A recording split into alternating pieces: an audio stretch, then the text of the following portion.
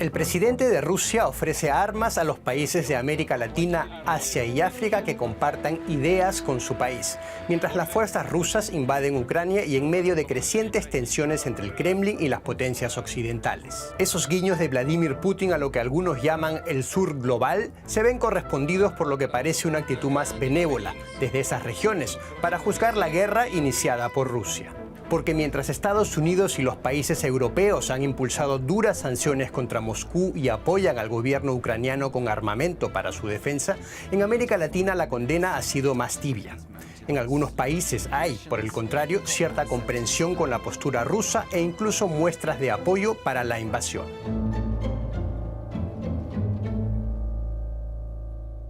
Россия искренне дорожит исторически прочными, дружественными, по-настоящему доверительными связями с государствами Латинской Америки, Азии, Африки.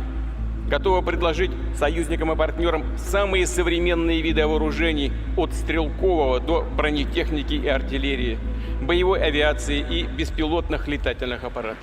En un foro militar iniciado a mediados de agosto, Putin se dirigía con este ofrecimiento a América Latina, Asia y África.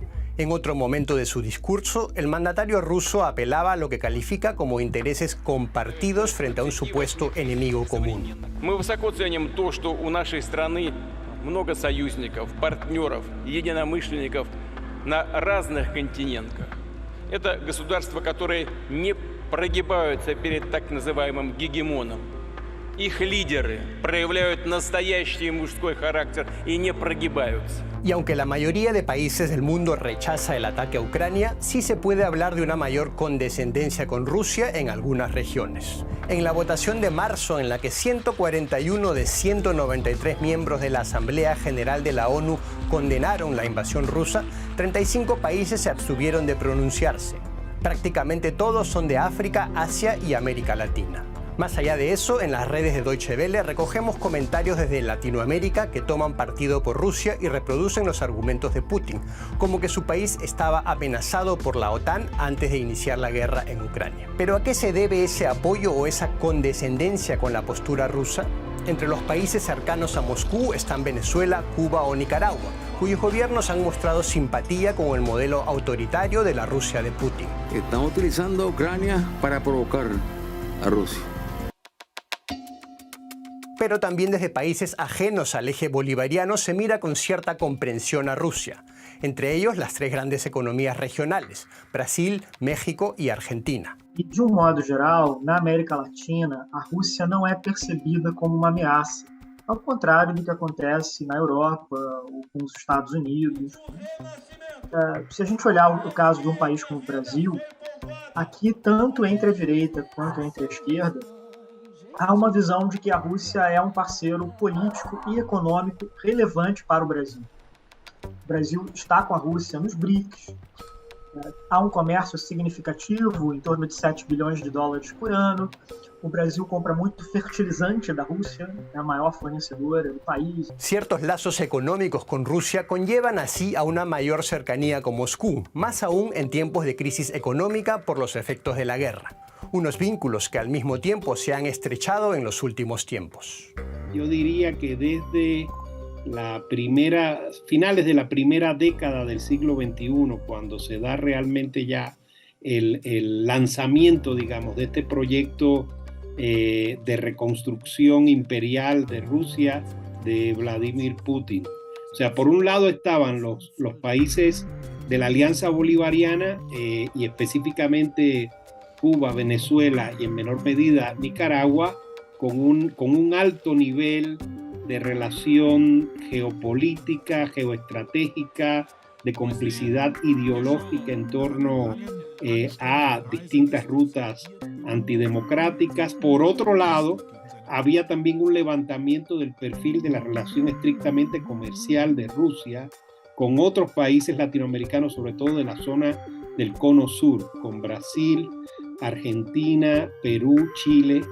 El interés ruso por América Latina quedó patente, por ejemplo, con la llamada diplomacia de las vacunas durante el primer año de la pandemia, cuando Moscú se apresuró a enviar su Sputnik V, aún sin aprobación sanitaria de la Organización Mundial de la Salud, a países como Argentina y Bolivia. Ese interés geopolítico aumentó a la vez que Putin definía su proyecto político de un renacimiento de Rusia en un nuevo orden mundial.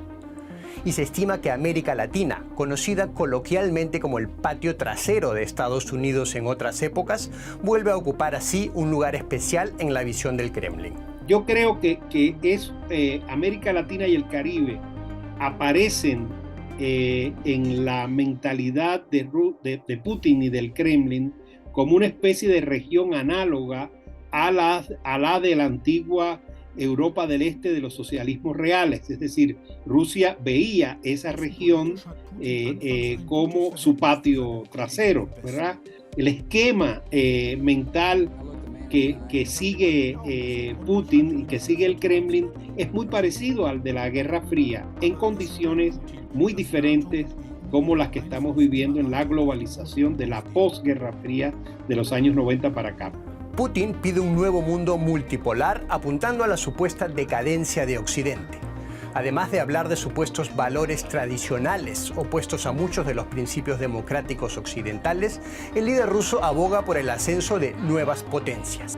Ситуация в мире динамично меняется. Формируются контуры многополярного мироустройства. Все больше стран и народов выбирают путь свободного, суверенного развития с опорой на свою самобытность, традиции, ценности. El ya mencionado grupo BRICS, conformado por Brasil, Rusia, India, China y Sudáfrica, sería justamente uno de esos polos alternativos de poder.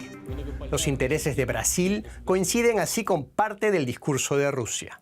Essa ideia de mundo multipolar, de uma ordem global mais diversa, tem significado para a política externa brasileira a busca da integração regional na América Latina, de fortalecer esses processos locais aqui, e de buscar um diálogo mais forte com a China, com a Rússia, com a Índia, com alguns países africanos, como a África do Sul, y de apoyar también siempre medidas de integración en la Unión Europea.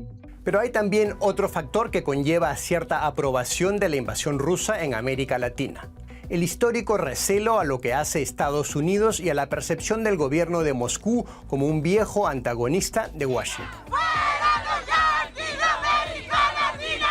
Hay un antiamericanismo mezclado con un antiimperialismo de viejo cuño en el que se quiere, digamos, buscar la manera, ¿verdad?, de debilitar la hegemonía de Estados Unidos en la región a como dé lugar. Y ahí entonces aparece Rusia y en segundo lugar China, ¿no?, como alternativas para hacer frente a la supuesta decadencia de Estados Unidos. Les diría también en la intelectualidad latinoamericana, que todavía hoy organiza congresos antiimperialistas, anticolonialistas. Siempre hubo simpatía hacia aquello que fuera enemigo del enemigo, entre comillas. Pero la influencia rusa en América Latina no solo se manifiesta en el envío de vacunas, sino también a través de medios estatales rusos acusados de difundir propaganda.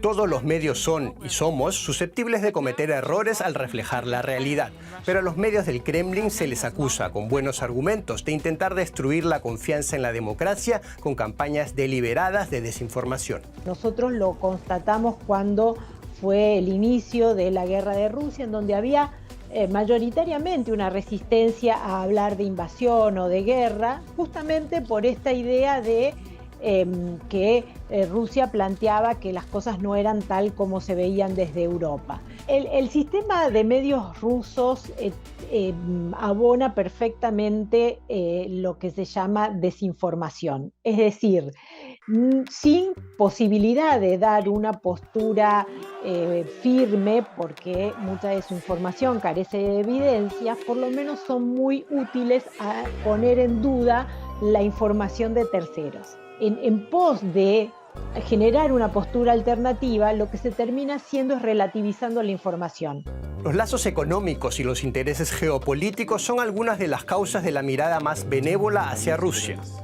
También hay que mencionar, sin embargo, el éxito del Kremlin en una estrategia para ganar influencia en América Latina, ya sea con apoyo militar o económico o con propaganda. Con su oferta de enviar armas a América Latina, Putin continúa con un acercamiento que es la otra cara de una estrategia para consumar el pretendido renacimiento de Rusia como potencia global. Mientras Moscú, por un lado, impulsa movimientos populistas y extremistas en Europa para socavar las democracias occidentales, intenta, por otro lado, conseguir el respaldo de los países del sur para sus ideas de un nuevo orden mundial.